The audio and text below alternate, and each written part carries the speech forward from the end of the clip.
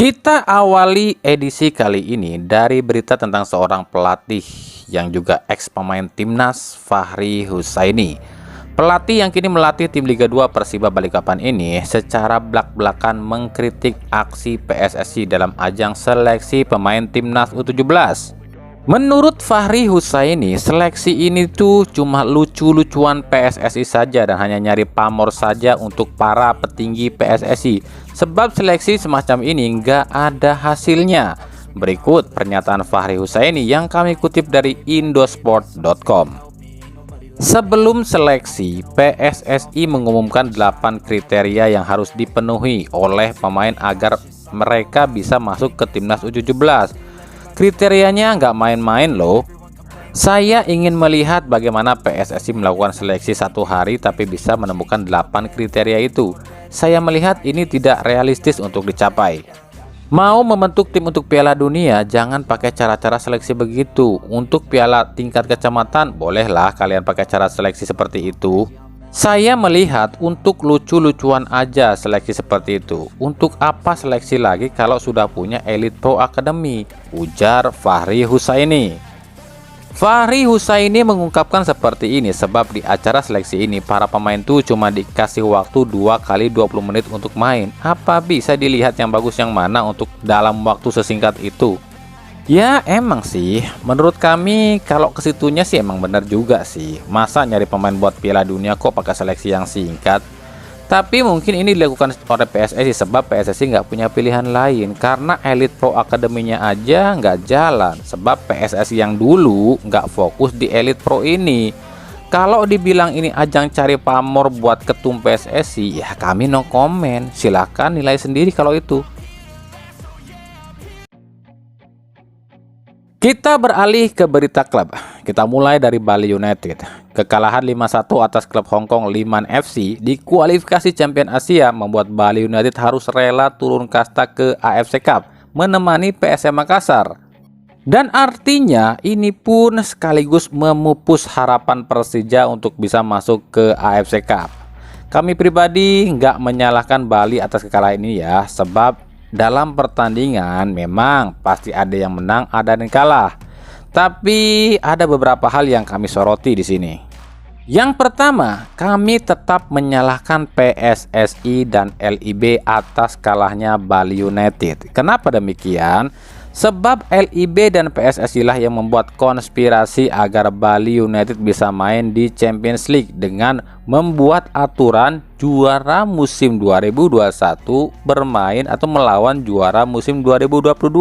Tapi ternyata hasilnya jeblok. Sebab di laga ini terlihat jelas kualitas tim Bali United ini kalah jauh dibanding tim asal Hong Kong. Dan sialnya, buruknya penampilan Bali United ini justru membawa nama kompetisi kita yang dianggap kualitas liga kita ini memang bobrok. Padahal kan belum tentu jika yang main itu semisal PSM Makassar sebagai juara musim lalu, ya kan? Yang kedua yang kami soroti adalah kalaupun bukan Bali United yang jadi wakil Indonesia di ACL ini dan tetap kalah juga, kan ini artinya memang kualitas liga kita ini masih jauh ketinggalan dari tim-tim lain di Asia bahkan ASEAN. Sementara PSSI hanya fokus ke timnas bukan liga. Padahal peringkat liga itu di dunia bukan ditentukan kualitas timnas dan ranking FIFA, tapi ditentukan dari langkah klub Indonesia di kancah internasional. Jadi ya percuma bilang ingin liga kita jadi nomor 1 di ASEAN kalau liganya aja dicuekin. Jadi menurut pendapat kami, jika sepak bola kita ini ingin jadi nomor 1 di ASEAN, ya harus ada sinkronisasi antara liga dan timnas. Liga bersih, pasti timnas pun berprestasi. Ini mah gimana liga mau bersih, wong federasi dan operator yang memihak klub yang banyak ngasih duit, sementara sistem permainan dan kualitas liga nggak dibenahi. Ya gimana mau hasilkan para pemain bagus buat timnas? Makanya federasi dan operator itu harusnya tuh fair ke semua klub, jangan berat sebelah lantaran banyak ngasih duit. Kan lihat sendiri, klub yang banyak dibelain sama federasi dan operator ternyata emang ambruk di internasional. Coba kalau liganya bersih, fair dan gak banyak trik, pasti para klub pun akan lebih bertarung demi jadi yang terbaik dengan mengandalkan permainan rapi. Ya kalau dikit-dikit ditolongin, dikit-dikit dibelain ya gini, giliran main di internasional rungkat, gak bisa guling-guling. Jadi intinya siapapun yang akan jadi wakil Indonesia di kancah internasional ini menurut kami akan sulit bersaing dengan tim luar jika liganya tak dibenahi. Dari Persib Bandung, kita akan komentarin sebuah artikel lagi nih yang kembali ditulis oleh Okezone yang menuliskan 3 calon penyerang yang bisa digait Persib andai Persib melepas David da Silva. Jadi di artikel ini tuh dituliskan ada 3 striker yang layak direkrut Persib untuk menggantikan David da Silva.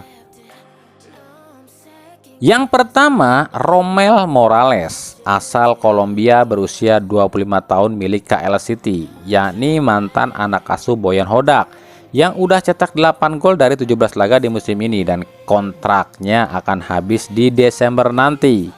Pendapat kami soal Morales lumayan, masih muda dan lumayan tinggi, tapi ya kurangnya Morales adalah nggak punya speed. Yang kedua, Kipre Tetse, penyerang asal Pantai Gading milik KL City berusia 35 tahun yang musim ini sudah cetak 6 gol dari 19 laga, yang juga mantan anak asuh Boyan Hodak di KL City yang akan habis kontraknya juga di Desember ini. Pendapat kami soal Kipre, memang Kipre ini punya kecepatan, tapi Kipre ini pendek, cuma 172 cm dan umurnya itu loh, udah tua, udah 35 tahun. Yang ketiga, Iron Del Valle, penyerang asal Kolombia milik Selangor FC yang musim ini jadi top skor sementara di Liga Malaysia ya bersama striker JDT Bagson dos Santos da Silva, yakni dengan 17 gol dari 20 laga. Kontraknya akan habis di Januari 2024. Pendapat kami soal Iron, dia ini lumayan oke, cepat, lincah, dan tajam. Tapi kekurangan Iron adalah umurnya udah tua, udah 34 tahun. Dan juga pendek, yakni cuma 175 cm. Dan harganya juga mahal, yakni sekitar 8 miliar rupiah. Kesimpulannya, buat kami sih nggak masalah ya siapapun yang akan direkrut Boyan Hodak. Yang terpenting dia ini mampu cepat adaptasi dengan tim Persib.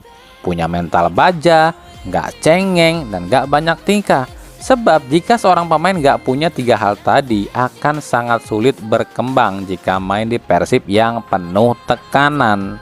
Kalau kami boleh memilih, daripada 3 pemain tadi, ya mending sekalian aja datengin Bagson da Silva dari JDT. Udah komplit tuh, tinggi, cepat, tajam, akurasinya oke, mental baja, nggak cengeng. Dan dia juga mantan rekan satu tim Ciro Alves di timnas U20 Brazil. Gimana menurut kalian? Kalau soal DDS, ya ini emang penyakitnya DDS. Satu musim bagus, satu musim turun. Sama dulu juga di Persebaya bagus, giliran pindah ke Terengganu turun. Pindah ke Persib bagus lagi, dan sekarang ya waktunya turun lagi. Ya itu emang siklusnya DDS. Dari Arema, ada isu Arema FC akan mundur dari Liga 1 nih. Hal ini katanya sih disebabkan oleh beberapa faktor. Yang pertama, Arema sulit bangkit musim ini dan terdampar di dasar klasemen. Yang kedua, katanya sih terlalu banyak cemoohan pada tim Arema FC. Yang ketiga, kendala finansial. Nah, isu Arema FC ini akan mundur ini tuh ada ditulis oleh sebuah akun Twitter bernama Mafia Wasit yang menulis kalau Arema FC mundur dari Liga 1 yang diuntungkan cuma Persis Solo dan Persib Bandung karena hanya mereka yang nggak bisa menang melawan klub nggak jelas ini, tulis akun ini. Wah, bau-baunya akan ada konspirasi lagi nih. Kalau tim Lord IB ini udah kayak gini, pasti akan ada konspirasi kayak kemarin memang udah nih. Musim lalu aja gitu, yang tadinya di bawah klasemen, tiba-tiba dibikin konspirasi dan naik lagi. Apalagi kita tahu lah, federasi kita ini masih silau sama Lord IB. Jadi kalau Lord IB ini ngerengek, pasti akan ada konspirasi nih. Dan tentu kita tahu, jika PSSI ini nggak akan izinkan Arema FC mundur sebab akan mengacaukan jadwal liga, kecuali mundurnya nanti tuh di paruh musim. Jadi ya siap-siap aja kalau udah ada isu kayak gini akan terjadi lebih banyak kontroversi di Liga Dagelan ini. Dari Persija, supporter Persija alias Jackmania terpantau mendatangi tempat latihan Persija di Sawangan, Depok. Tujuan Jackmania datang adalah untuk memberikan motivasi dan dukungan semangat serta masukan pada para pemain Persija. Hal ini disebabkan usai Persija raih hasil minor di beberapa pertandingan terakhir. Para Jackmania ini berharap agar Thomas Doll dan pasukannya segera bisa membenahi permainan dan para pemain Persija lebih semangat lagi dalam bertanding. Kira-kira tim rivalnya Persija yakni Persib Bandung bisa nggak ya supporternya kayak gitu? Saat ini sih kayaknya nggak mungkin, soalnya supporter Persib kan lagi ngambek sama manajemen. Tapi Jackmania juga lagi ngambek loh sama manajemen. Tapi Jackmania tetap ngasih semangat tuh buat para pemain. Kan yang didukung Jackmania bukan manajemen, tapi para pemain. Ya bisa kali lah supporter Persib pun kayak gitu juga. Ngambek mah ngambek aja sama manajemen, tapi jangan ngambeknya ke pemain juga dong.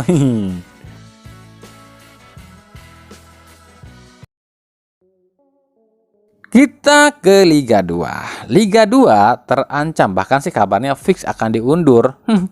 Udah nggak heran, udah nggak aneh lagi di liga kita mah. Namanya aja liga undur-undur, ya pasti ada yang diundur lah, ya nggak?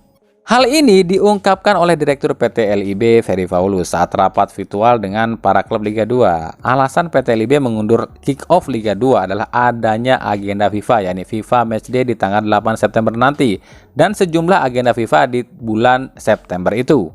PT LIB mengatakan jika memungkinkan Liga 2 ini akan dimulai atau kick-off-nya tanggal 30 September dan paling telat 2 Oktober 2023. Tapi lagi-lagi keputusan LIB ini ditentang oleh sebagian klub Liga 2 dan menganggap selama Liga 2 dipegang oleh LIB pasti tak akan beres.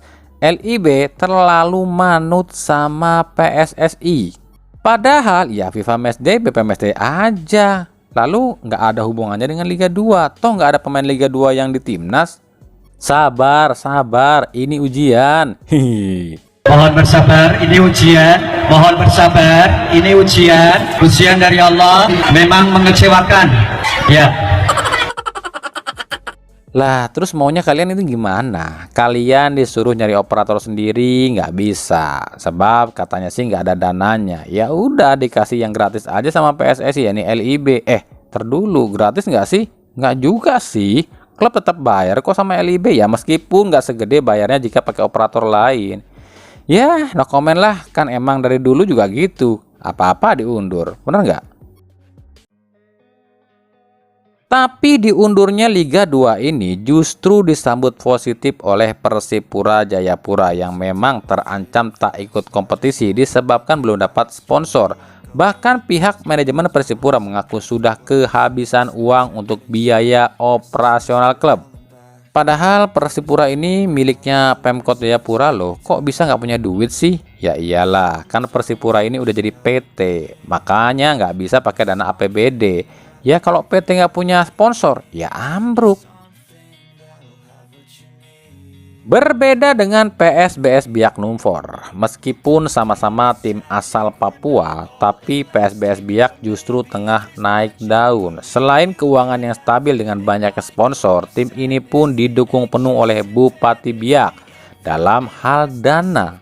Terbukti skuad PSBS musim ini boleh dibilang bukan kaleng-kaleng. Sejumlah nama besar pun menghiasi tim berjuluk Cendrawasih Kuning, seperti Oktomaniani, Ruben Sanadi, Johan Yoga, Ginansar Mandoen, Yohanes Kandaimu, Elisa Basna, dan lain-lain. Sampai yang terbaru nama ex pemain yang trial di Persib dan Persija yang sempat trial di Semen Padang yakni Ryohei Miyazaki pun resmi bergabung dengan PSBS Biak. Wow, berbeda 180 derajat ya dengan Persipura ya. Kemudian ada PSKC Cimahi yang tengah negosiasi dengan penyerang asal Mali Souleymane Diabate berusia 32 tahun yang musim ini main di Liga Bangladesh bersama klub Mohamedan. Kemudian ada nama Yoshi Kawaguchi, winger asal Jepang yang saat ini main di Liga Mongolia bersama klub Ersim FC. Lalu ada Perserang-Serang yang kabarnya cuma memilih Benham Habibi, bek tengah asal Iran berusia 34 tahun.